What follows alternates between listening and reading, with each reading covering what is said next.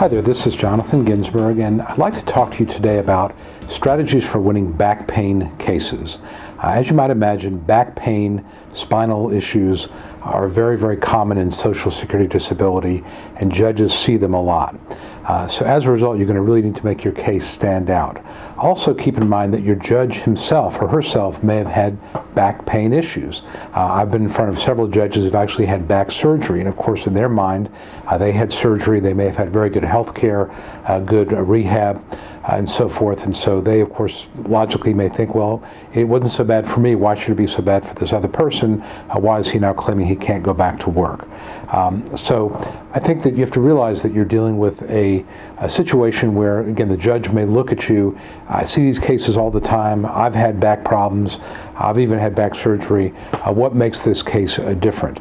And I think the other thing is, if you've had a long-standing back pain, you need to be prepared to explain what has changed. In other words, if you've had back pain for 15 years and you work for 10 of those years or 12 of those years, what has changed? Because again, the dates of your disability are also very important. So be prepared to identify a specific time when your back pain got to the point where you simply could not work. All right, let's talk about specific ways to improve your chances at winning.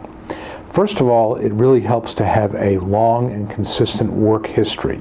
Now, this doesn't directly relate to back pain. This is general for any Social Security case.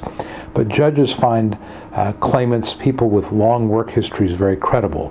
Obviously, you wouldn't leave a job where you're making $60,000 or $70,000 a year to get Social Security and $1,500 or $2,000 a month. So a long work history really enhances your credibility. So if you've got that, you want to really emphasize that. I think also it helps if you've tried to work. Social Security has a concept called unsuccessful work attempt. And what that means is that you've tried to work, sometimes it has lasted less than 3 months, and you simply could not do it. I think if you've got back pain cases, or back pain case, and you've tried to work and you simply can't do it because of the ongoing pain or limitation of movement, that shows you're trying to work. And again, when you want to stand out, you want to be different from the other 15 cases the judge sees that week involving back pain, show you've really tried to work, and if you've got 5 or 6 or 2 or 3 unsuccessful work attempts, that can go a long way to enhancing your credibility. Next, I think it's really important to have diagnostic evidence, and really this would be the form of an MRI or a CT scan that shows some sort of a herniated disc or severely bulging disc with a spinal cord impingement or some sort of spinal instability. These are things that show this is not just osteoarthritis, the normal back pain that everybody gets, but this is something that is medically identifiable as being very, very severe. Herniated disc means that the cushioning material between your discs or between the vertebra has come out and is no longer providing the padding and the cushioning.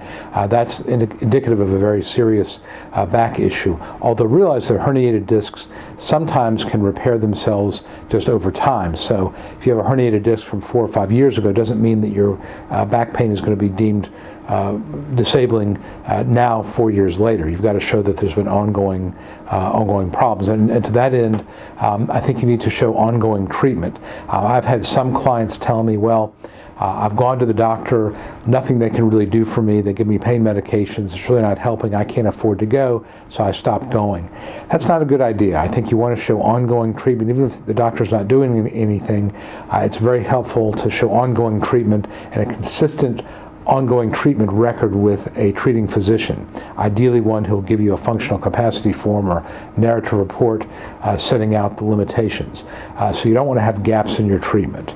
I think you want to show compliance with whatever the judge has suggested, except and up to surgery. I don't think you need to show you need to undergo surgery if you don't feel comfortable with that. But if the doctor suggests epidural injections or facet blocks, I think you should try those things. If the doctor wants to try different medications, try those things. I think you want to show you're completely compliant, physical therapy, whatever the doctor suggests. You don't want in the record that you've refused his suggestions, especially if it's non-invasive and it's something that is fairly conservative and shouldn't hurt a lot. You should really try that.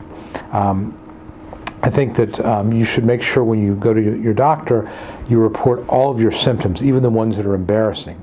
Frequently, if you've got significant back pain, you may have bladder or bowel incontinence. You may need to wear adult diapers. There may be sexual dysfunction. These are embarrassing things that nobody wants to talk about, but again, they indicate that there's a significant severe back problem.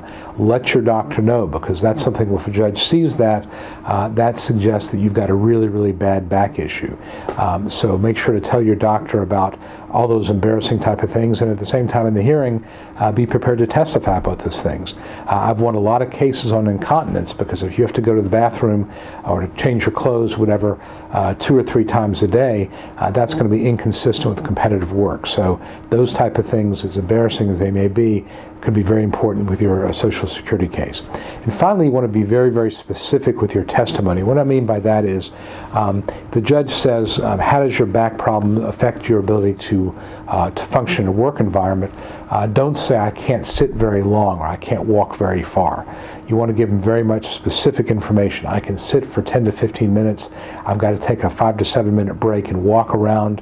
I can stand for 10 to 15 minutes, but I've got to take a 15-minute break and sit down after that. I can sit for a total of 3 hours in the day. I can stand for a total of 2 hours in the day.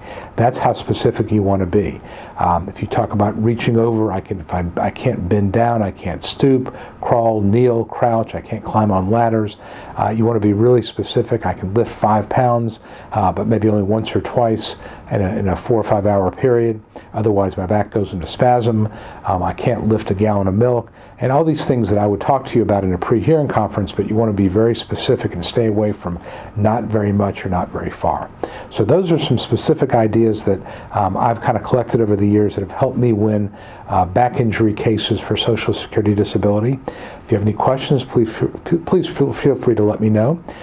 And if you have want to contact my office, please send me an email or drop me make a phone call. Happy to talk to you. Again, my name is Jonathan Ginsberg. I'm an Atlanta area Social Security disability attorney. Hope this has been helpful, and I'll talk to you soon.